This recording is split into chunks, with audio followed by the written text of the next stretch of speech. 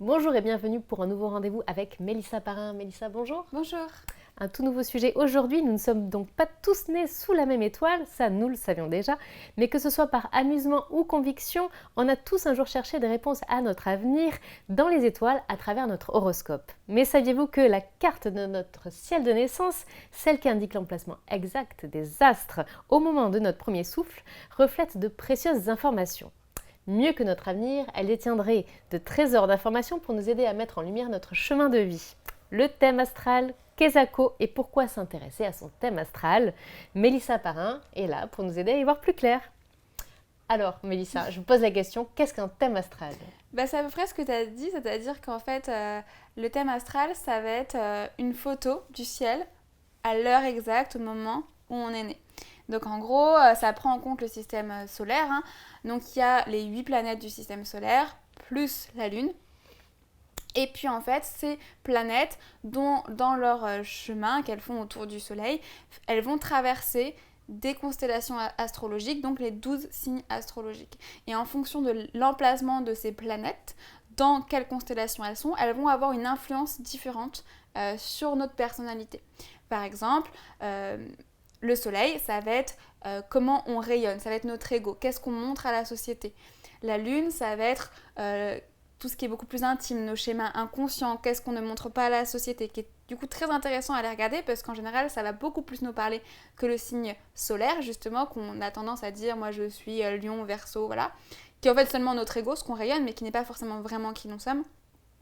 Il va y avoir Mars qui est par exemple comment on se met en action, qu'est-ce qui nous met en mouvement, Vénus c'est comment on aime. Donc voilà, ça va être chaque planète a vraiment en tout cas un rôle à jouer dans comment elle va nous influencer et c'est intéressant d'essayer de regarder un petit peu où sont ces placements pour mieux nous comprendre en réalité et du coup effectivement apprendre à aussi mieux nous accepter. Alors où étaient donc les astres au moment de notre naissance ?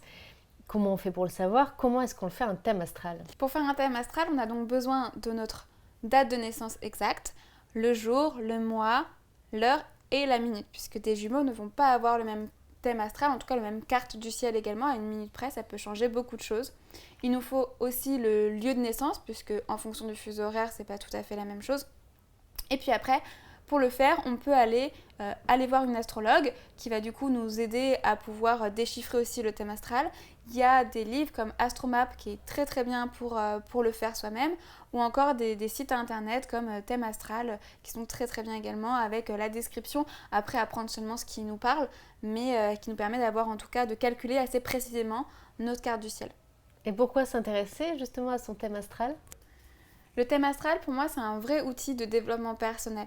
Ça va nous permettre de mieux nous connaître, donc mieux nous accepter et mieux nous affirmer aussi au quotidien.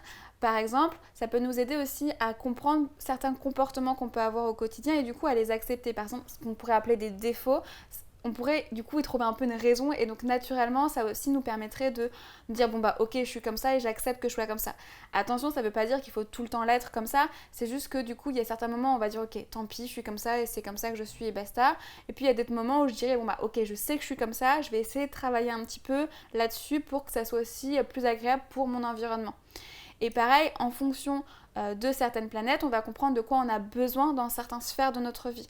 Par exemple, d'un point de vue relationnel, je dis un exemple comme ça au pif, si on a Vénus en Lion par exemple, ça veut dire que dans notre environnement relationnel, dans notre couple, on a besoin de se sentir admiré, qu'on a besoin de savoir que l'autre nous admire et on a aussi besoin d'admirer l'autre. Et donc c'est intéressant aussi parfois dans certaines relations de couple pour comprendre de quoi a besoin le partenaire et de quoi nous on a besoin pour savoir si la relation peut être durable aussi dans le temps. Ça ne veut pas dire qu'il y a forcément des signes qui sont compatibles, ça veut juste dire qu'il faut essayer de comprendre de quoi le partenaire a besoin pour se sentir épanoui dans sa relation de couple, pour se sentir femme et aimée, et qu'est-ce que à l'inverse, mon partenaire a besoin et ce que moi je suis capable de lui donner. Donc pour moi, c'est hyper intéressant pour tout ça, pour vraiment comprendre un peu nos forces et nos faiblesses. S'accepter. Et puis aussi de comprendre de quoi on a besoin, même dans un point de vue professionnel, on va être peut-être drivé par différentes choses. Si on a, par exemple, je sais pas moi, un Sagittaire en Mars, forcément c'est quelqu'un qui a besoin d'aventure, qui a besoin que ça bouge dans sa vie professionnelle. Donc peut-être que c'est quelqu'un qui sera pas toujours statique dans son boulot. Mais du coup, ça permet aussi de se dire, ok, en fait, je suis comme ça, donc j'ai besoin de ça dans mon milieu professionnel, donc c'est ok. Je vais pas m'asseoir derrière mon bureau. Voilà, j'ai besoin que ça bouge et du coup, je vais faire en sorte que ma vie professionnelle soit toujours mouvementée et je vais aller vers un boulot qui remplit en tout cas ce besoin-là que j'ai. Et donc pour moi, c'est pour ça que c'est hyper intéressant, c'est pas du tout divinatoire tout ça, mais pour moi, ça permet de poser les mots sur certains traits de notre caractère, encore une fois, voilà, d'être dans un travail d'acceptation de soi et du coup de pouvoir savoir aussi, voilà, c'est un peu... Et pour moi, en fait, tous les outils de développement personnel, toutes les cartographies qu'on peut avoir, peu importe, vous avez tous déjà fait des questionnaires qui vous mettent dans la case rouge, bleue ou avec des noms, peu importe. En fait, tout ça, ça dit la même chose. C'est juste qu'après, c'est les termes et les mots différents qu'on va mettre, mais en fait, tous les travails de développement personnel, tous les questionnaires que vous avez pu répondre, en réalité, ils disent la même chose. C'est juste que, voilà, encore une fois, les mots... sont pas les mêmes. Pour moi, il y a une phrase qui dit, alors j'ai plus la citation exacte, mais c'est les sages disent tous la même chose, c'est juste qu'ils n'utilisent pas la même langue. Et pour moi, c'est très ça. L'astrologie, si ça vous parle, c'est un outil qui peut être intéressant voilà, dans un cadre de développement personnel, de se comprendre, de s'accepter, de s'aimer et de s'affirmer un peu plus au quotidien.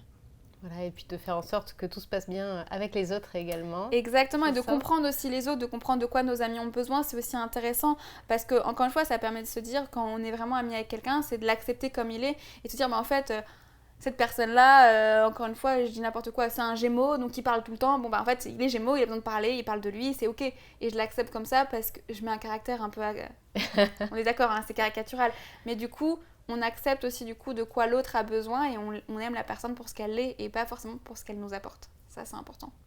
Merci beaucoup. Donc, dans une démarche de développement personnel, il ne faut pas hésiter à se faire réaliser son thème astral et puis peut-être donc à le faire décortiquer par une personne comme toi pour apporter justement un accompagnement personnalisé par rapport à ce ciel de naissance, c'est ça? Tout à fait. Alors après, moi, je ne suis pas astrologue, hein, je le dis. C'est juste un outil que je développe, que j'utilise parce que j'ai été passionnée par ça et je l'ai vraiment utilisé pour moi et du coup, je l'utilise sur plein d'amis et puis maintenant je l'utilise aussi en consultation pour aider certaines personnes. Je le fais pas tout le temps, je le fais dans des cas particuliers où les gens sont un peu perdus dans leur vie, ils savent pas forcément où est-ce qu'ils doivent aller, ils sont un peu perdus dans leur relation de couple aussi, dans leur boulot et du coup c'est un bon moyen de, voilà, encore une fois de se connaître. Pour moi j'utilise vraiment le thème astral vraiment dans ses b.a.-ba pour aider les gens à comprendre leurs forces et leurs faiblesses rapidement. Mais si on veut aller creuser d'un point de vue un peu plus, faut aller vers un astrologue. Voilà, moi c'est un outil que j'utilise comme parmi tant d'autres. Oui, bien sûr, un outil. Et puis parfois, j'imagine qu'au fil de la discussion, justement, la personne trouve des petites clés qu'elle ouvre elle-même. Hein, exactement, en fait. La personne, elle a toutes les clés en elle. Après, moi, je mets des pistes de réflexion. Mais que c'est comme le tirage d'oracle, le tirage de cartes, en fait. La réponse, on l'a. Après, c'est juste une image. C'est comme qui va nous parler, qui va nous parler. C'est comme les signes, en fait. Ouais. Les signes, on les voit parce qu'ils nous parlent à ce moment donné et que ça nous rassure dans le chemin qu'on doit aller. Mais en fait, le chemin, on sait déjà où est-ce qu'on doit aller. Donc, c'est plus des points d'appui pour nous aider à croire en quelque chose et à gagner en confiance. Mais en réalité, tout ça, on l'a déjà en nous et on le sait déjà. Donc voilà, tu proposes une approche globale, hein, c'est ça, au développement personnel. On le rappelle, tu es naturopathe, également professeur de yoga. Oui. Où peut-on te consulter, Mélissa? On peut me consulter du coup sur mon compte Instagram, kisslab.fr ou encore mon site internet. Et effectivement, comme tu le dis, moi je travaille beaucoup avec des personnes qui ont des problèmes d'estime d'eux-mêmes, de problèmes de gestion du stress. Et c'est dans ce cadre-là que j'utilise beaucoup ces outils-là qui sont intéressants en complément. kisslab.fr et n'hésitez donc pas non plus à suivre Mélissa sur les réseaux sociaux, sur Instagram notamment, qui est régulièrement enrichi par de nouveaux contenus. Tout à fait. Merci Mélissa. Merci beaucoup. À bientôt.